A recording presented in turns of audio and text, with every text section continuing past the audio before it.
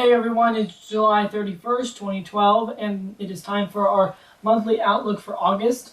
And so what are we going to see for August in terms of temperatures and precipitation? Well, we first want to just recap quickly on July, and it was just record-breaking heat for a lot of places. Denver, Colorado, St. Louis, Chicago, Washington, D.C. saw their warmest July on record ever since records began. And then we also had to deal with the drought situation, which worsened as July went on and stuff. So that wasn't good as well. And so for August, are we going to see any relief, or are we going to see anything like improving? Well, unfortunately not.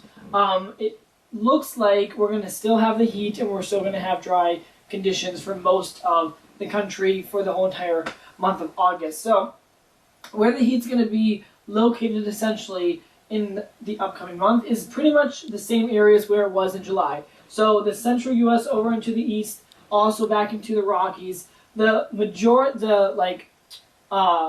much most of the heat will be concentrated probably in the Midwest this month, not so much in the south central plains, but more up into the Midwest around like St. Louis, Chicago, Indianapolis, those places, spreading over into the Ohio River Valley. You're going to see well above average temperatures for the month of August. And then also spreading more over into the Northeast as well. I know that New England for the month of July, pretty typical temperatures, average, slightly below average. I know this week there's a trough that's been digging into the east, and that's been bringing cooler and a bit more stormy pattern to the East Coast. But into the month of August, we are going to have much more warmer conditions, especially going into New England. And then spreading back over into the Rockies, we are going to have a pretty good warm-up into most of the Rockies, especially the northern Rockies near the plains as well. The Southwest should be about average. Florida should be about average as well. The only place we're going to see below average temperatures are going to be in the Pacific Northwest. Seattle and Portland are going to have just slightly below average temperatures. I know it's been like beautiful up in Seattle the past week or so, just sunny, I think, and temperatures in like the low 80s. So so far it's been pretty good up there, but coming into August we are going to have a little cooler and actually a little bit wetter conditions going into there. So that's pretty much just the temperature outlook. Again, a lot of it is going to be just above average temperatures for the majority of the country again, so 90s, 100s. Typically, the first 2 weeks of August are what's called the dog days of summer. If you've heard of that, it's the hottest, average, on average, is the hottest part of the summer, the first 2 weeks of August.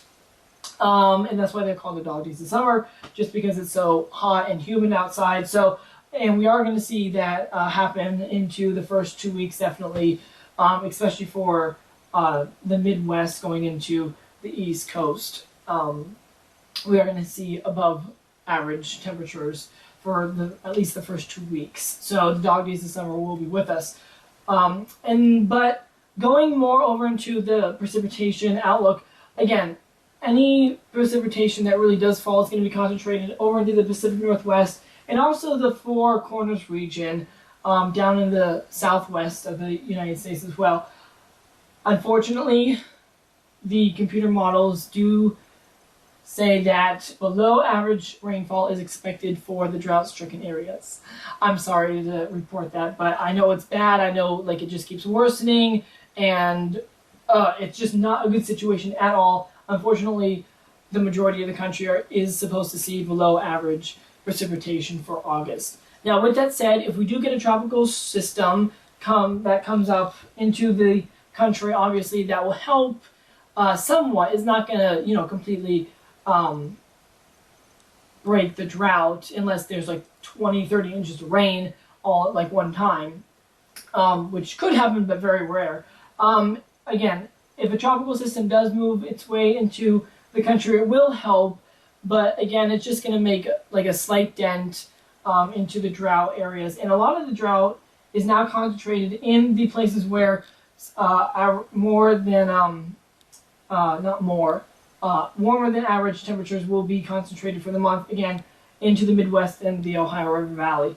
But in August, we do typically start seeing more activity in the tropics. We start seeing systems come off of the African coast and make their way into the Atlantic, obviously, and then into the Gulf of Mexico. And we could get one this month. Right now, the tropics are heating up a little bit.